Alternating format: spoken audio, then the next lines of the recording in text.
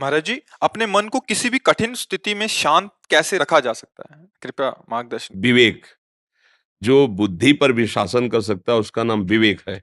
विवेक के द्वारा बुद्धि युक्त होती है तो मन को शासित कर लेती है, मन को अधीन कर लेती है। नहीं तो जैसे हमारे सुना कि ये नहीं करना चाहिए, मन प्रेरणा कर रहा है और हम कर बैठे, तो इसका मतलब बुद्धि निर्णय ठीक नहीं कर पाई। क्यों? क्योंकि उसमें विवेक नहीं है। और विवेक प्राप्त होता है सत्संग से, शास्त्र स्वाध्याय से, भगवान की भक्ति से। बिना विवेक के शासन नहीं कर सकते। मन बहुत बड़ा तूफान है।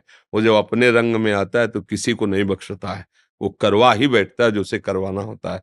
अगर उस पर कोई शासन कर सकता है तो भगवान का कृपा पात्र, जो भजन, शास्त्र स्वाध्याय, सत्संग, पवित्र आचरण, उसमें विवेक हुआ, विचार के द्वारा काट दिया।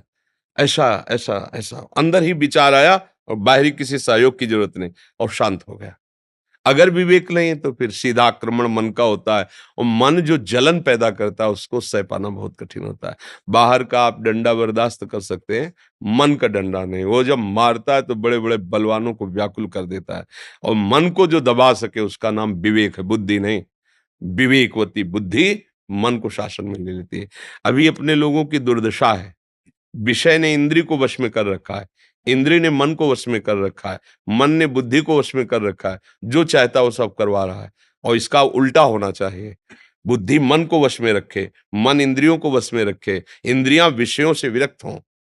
अब हम ऐसा कोई दृश्य देखा, कोई भोग देखा, मतवाले हो गए, तो हमारा पूरा सिस्टम उल्टा है, नष्ट होने वाले मार्ग में जा रहा है।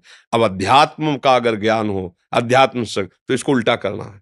और है ऐसा ही कि बुद्धि शासित मन, मन शासित इंद्रियां, और इंद्रियां निर्विषय, तब वो आनंद का अनुभव होता है। अभी बिल्कुल उल्टा है। छोटा छोटा विषय इंद्रियों को अधीन किए, मना खष्टान इंद्रियाणी प्रकृति स्थानी कर सती। ये प्रकृति हमारे मन को अधीन किए हुए, जो चाहता है वो मन हमसे करवा लेता है। इसलिए हमारी दुर्दशा हो रही है। कठिन से कठिन परिस्थिति में भी जो संभाल कर सकता है वो है विवेक, वो है विचार, वो है भजन, वो सत्शास्त्र स्वाध्याय, पवित्र आचरण। अब इनकी तरफ हम लोगों का ध्यान नहीं। जो मन आया सो खा लिया, जो मन आया सो पी लिया, जो मन आया सो भोग लिया, जैसा मन आया वैसा कर लिया। लक्ष्य केवल धन, चाहे जैसे मिले। तो फिर वो बात अलग हो गई, इसलिए समझ में नहीं आता, और मन जैसा चाहता वैसा